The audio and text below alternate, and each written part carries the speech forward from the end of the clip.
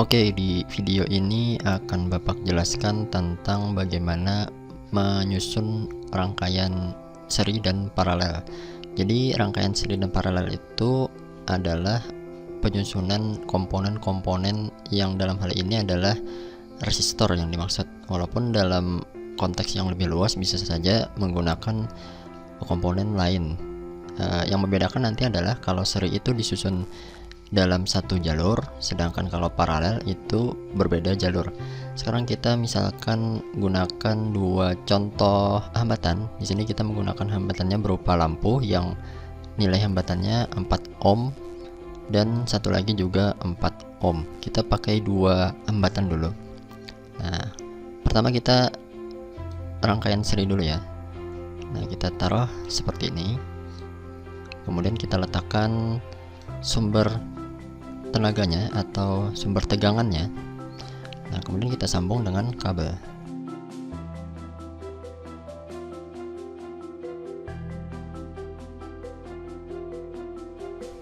Oke, sudah jadi ya.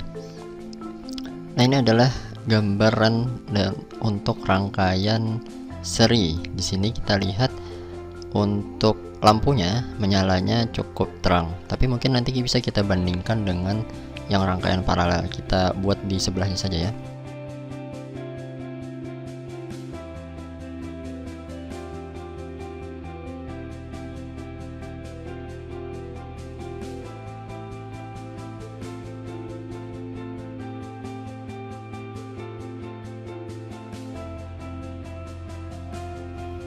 Ya, nah ini dia, ini untuk rangkaian yang paralel ya. Oh ya, bentar, sumber tegangannya beda. Nah, ini dia perbedaan antara rangkaian seri dan paralel. Seri di sebelah kiri dan paralel di sebelah kanan. Kita menggunakan komponen yang nilainya sama. Yang pertama, sumber tegangannya sama-sama 6 volt, dan untuk resistornya atau hambatan yang digunakan nilainya kedua-duanya sama-sama 4 ohm. Nah, ini 4 ohm, 4 ohm. Perbedaannya hanya kalau di sebelah kiri dirangkai secara seri dan di sebelah kanan dirangkai secara paralel. Di sini kita bisa melihat langsung aliran elektronnya ternyata lebih besar arus pada rangkaian paralel ya. Nah, jadi memang salah satu kegunaan dari rangkaian paralel itu adalah agar nilai hambatan total dalam rangkaian itu berkurang. Misalnya nih, kita punya satu lampu yang punya nilai hambatan 4 dan satu lagi lampu bernilai hambatan 4. Nah, ketika mereka ini dirangkai secara seri seperti yang di sebelah kiri ini, maka nanti nilai hambatan totalnya adalah sesuai dengan persamaan rangkaian seri kan, yaitu R1 ditambah R2, atau kalau dalam hal ini berarti 4 ditambah 4, sehingga diperoleh nilai hambatan totalnya adalah 8 ohm. Nah, sedangkan kalau dirangkai secara paralel, maka di sini akan diperoleh nilai hambatan hanya 2 ohm, ya kan? 2 ohm. Nah, jadi lebih kecil, dan ini adalah salah satu kegunaan tadi dari rangkaian paralel. Selain sebab lainnya adalah dengan menggunakan rangkaian paralel ini kita bisa memisahkan arus itu berdasarkan keperluannya. Misal di sini kita letakkan saklar.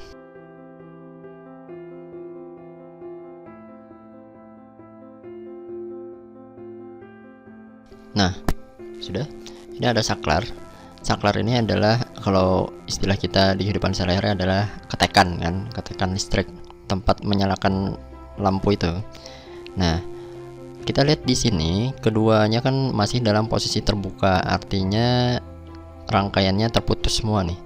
Sekarang misalnya kalau kita nyalakan di salah satu cabangnya saja, misalnya yang di sini. Nah, ternyata rangkaian ini tetap akan mengalir ya kan.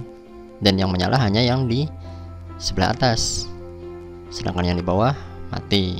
Nah, ini juga adalah salah satu kegunaan dari rangkaian paralel tadi. Kita bisa memisahkan arus listrik berdasarkan keperluannya, dan inilah yang digunakan pada rumah-rumah kalian. Misalnya ketika kalian ingin menyalakan lampu hanya di ruang tamu saja, sedangkan di kamar kalian misalnya ingin dimatikan, maka kalian cukup menyalakan saklar di ruang tamu, sedangkan di ruang kamar bisa dimatikan. Nah, sedangkan kalau di rangkai seri ini seumpama nih, misalnya kita letakkan saklar di salah satu pojoknya. Nah, ini kita letakkan saklar di sini. Kalau kita hidupkan, nah dia kan akan langsung menyalakan seluruh lampu. Kenapa begitu? Karena kedua lampu ini berada dalam satu jalur yang sama. Sedangkan kalau pada rangkaian paralel, ini kedua lampu berada pada jalur yang berbeda, sehingga ketika yang satu diputus rangkaiannya seperti ini, dia tidak akan mengalirkan elektron atau arus tidak akan mengalir di sini. Dia hanya akan mengalir pada jalur yang rangkaiannya tertutup. Sedangkan kalau misalnya kita nyalakan kedua-duanya atau kita tutup semua jalurnya, nah maka semua jalur akan mengalirkan elektron, gitu ya. Kira-kira bisa dipahami ya. Oh ya, dan satu lagi, kalau kita lihat di sini lampunya itu lebih terang yang mana nih? Kalau dilihat dari garis-garisnya, lebih terang yang di rangkaian paralel ya. Nah, kenapa bisa begitu kira-kira? Itu karena, ya betul, tadi yang pertama karena hambatan total pada rangkaian paralel itu nilainya lebih kecil daripada pada rangkaian seri. Ketika hambatannya kecil, maka elektron akan mudah mengalir. Ketika elektron mudah mengalir, maka lampu akan menyala lebih terang. Seperti itu ya. Bisa kita buktikan dengan meletakkan amperemeter. Nah, ini ada amperemeter, kita letakkan. Pada rangkaian seri arusnya adalah 0,75 ampere. Dan pada rangkaian paralel itu adalah 3 ampere. Nah, bedanya lumayan ya, 4 kali lipatnya. Tapi di sini nanti akan ada perbedaan pada setiap jalur. Artinya kalau di rangkaian totalnya itu 3 ampere, kalau di rangkaian yang cabangnya itu nilainya bukan 3 ampere lagi. Nah, ini nanti akan kita lanjutkan di bahasan tentang hukum 1 Kirchhoff. Kenapa jadi ketika di sebuah percabangan arusnya itu jadi berkurang. Nah, kenapa kira-kira nanti akan kita pelajari.